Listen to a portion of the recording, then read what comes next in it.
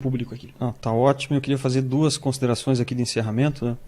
A primeira delas é a seguinte: quando alguém bota um crachá de checagem de fatos, né, e a gente descobre que tem gente lá, por exemplo, que foi fundador de diretório de partido político e agora está lá fazendo fact-check, acho que isso tem que ser discutido no meio do jornalismo, assim, com muita intensidade. Não pode passar batido uma coisa dessa. Principalmente quando a gente percebe isso, que nós estamos aqui colocando a público um alerta. Então, esse alerta, olha só, em vez das pessoas olharem para o alerta, elas, né, como o Henrique bem colocou, se voltaram a nos questionar. E esse nosso alerta, veja bem, nós não estamos falando de brincadeira aqui. Saiu uma informação da Fox News nos Estados Unidos, corroborada pelo Departamento de Estado americano, falando de uma suspeita de tráfego de dados, e eles controlam, eles têm o backbone lá, central da internet, eles controlam o fluxo de dados de forma centralizada. E tem uma suspeita de que houve fluxo de dados, né, vamos colocar assim, tentativa de interferência, vindo do Irã, da Venezuela e da Síria em relação à eleição brasileira. Em vez das pessoas irem investigar isso, que é um risco para a soberania, se voltaram a fazer, né, esse meio da mídia tradicional, se voltaram a nos fazer ataques. Então a gente pergunta, peraí, de que lado essas pessoas estão? Estão ao lado da soberania, da defesa do processo da eleição brasileira?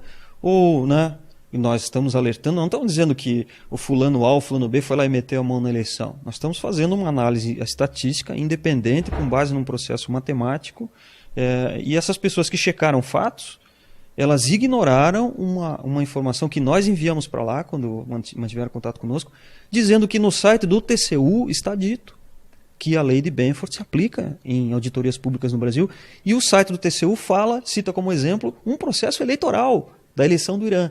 Essa informação foi passada para essas pessoas. Então, quem omite um fato como esse num processo de checagem de fatos, olha, eu acho que as instâncias aí de controle do jornalismo têm que se reunir e avaliar isso aí. Então, assim, fake news é quem não checa a informação direito, né? Tudo isso a gente sentiu ali, com a intenção de fazer um ataque. Então as pessoas têm que saber disso. As pessoas têm que saber desse fato.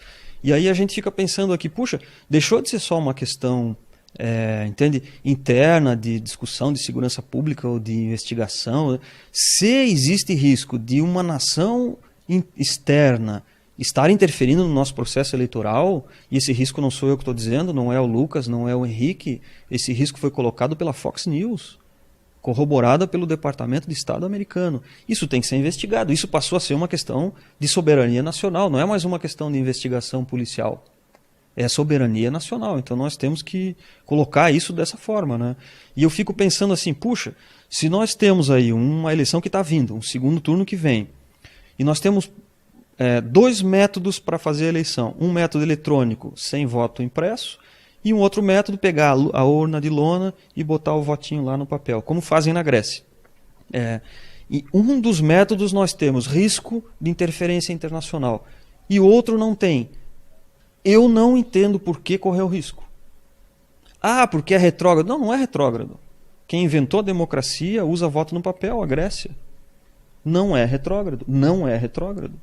Mesmo que fosse, nós queremos o quê? Agora vamos ficar bonito perante a opinião pública internacional, dizer que nós somos avançadinhos, fazemos uma apuração em 15 minutos, mas temos o risco de uma invasão. Então não faz o menor sentido correr esse risco. Isso é a minha opinião pessoal.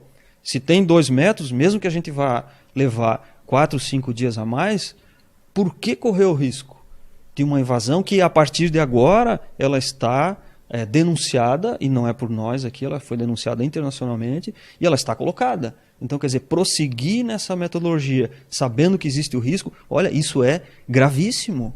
É gravíssimo, é gravíssimo. Muito obrigado, Hugo.